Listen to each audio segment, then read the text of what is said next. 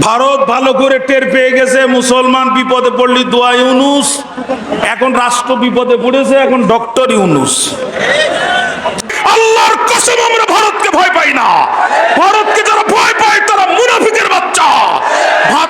ভারতের সাথে লড়াই করতে হবে, এটা রাসূলুল্লাহর ওয়াদা। ভারত যখন দেখলো আমার পছন্দের তাবেদার সরকার বাংলাদেশে রাখতে পারলাম না, গেটের মুখ খুলে দাও, বাংলাদেশকে বন্যা দিয়ে ভাসায় দাও। কথা বলেন না কেন? কথা বলেন, কথা বলেন। বহু হিসাব করে দেখলাম বাংলাদেশের শত্রু জার্মান নয়, বাংলাদেশের শত্রু আমেরিকা নয়, বাংলাদেশের শত্রু কানাডা নয়, বাংলাদেশের শত্রু সুইডেন নয়, বাংলাদেশের এক নম্বর শত্রু হচ্ছে ভারত। ভারতকে যারা শত্রু মনে না করে তারা এই দেশের শত্রু। ভারত 18টি বছর তার তাবেদার প্রসার সরকার দিয়ে আমার দেশের সাধারণ ইসলাম প্রিয় জনতার বুকের উপরে ক্রস ফায়ারের খড়গ চালিয়েছে। ভারত ঘর থেকে আলেমদেরকে তুলে নিয়ে ক্রস ফায়ার দিয়ে হত্যা করেছে, হাজার হাজার বোনকে বিধবা করেছে, অসংখ্য মাকে ভারতের চক্রান্তে এই দেশে সন্তান হারা হতে হয়েছে। কথা বলেন না কেন প্রিয় ভাইরা?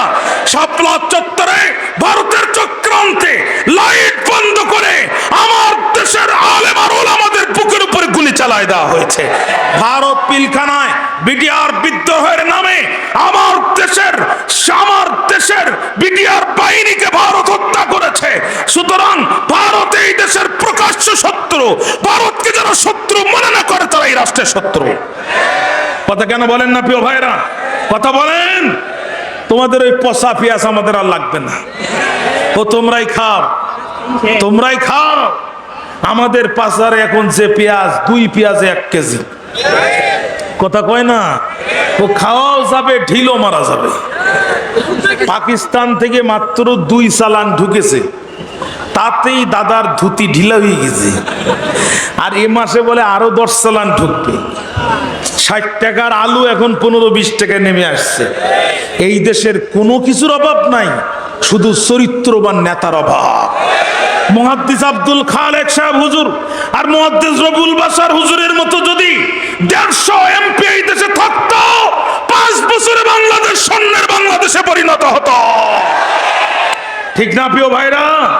ঠিক না প্রিয় ভাইরা?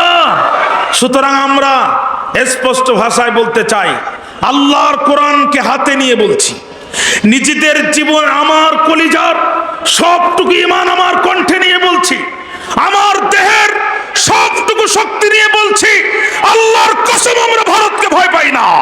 ভারতকে যারা ভয় পায় তারা মুনাফিকের বাচ্চা। ভারতের সাথে লড়াই করতে হবে, এটা রাসূলুল্লাহর ওয়াদা। এই লড়াইয়ে যারা অংশগ্রহণ করবে তারা বিনা হিসাবে আল্লাহর জান্নাতে চলে যাবে। আমরা ভারতের গোলাম হতে চাই না, ভারতের গোলাম হতে চাই না, আমরা আল্লাহর গোলাম হতে চাই।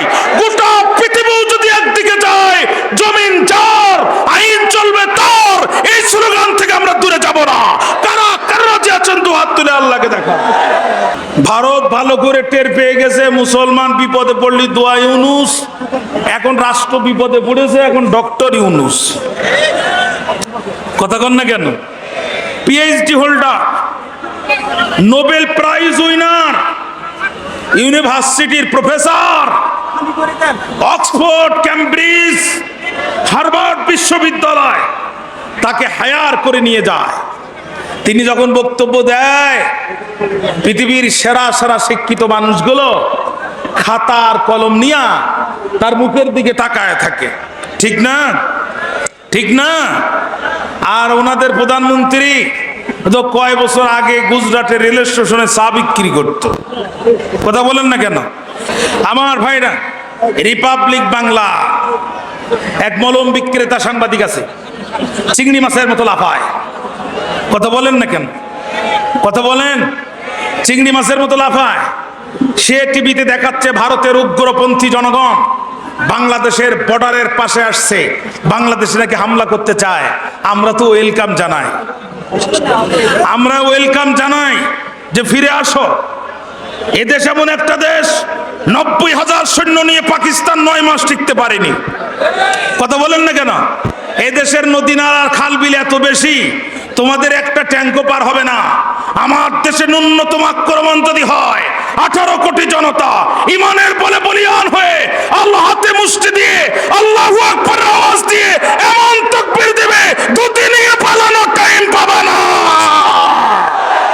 ওয়াখির দাওয়ানা আনিল হামদুলিল্লাহি রাব্বিল আলামিন। আসসালামু আলাইকুম ওয়া রাহমাতুল্লাহি ওয়া বারাকাতুহু।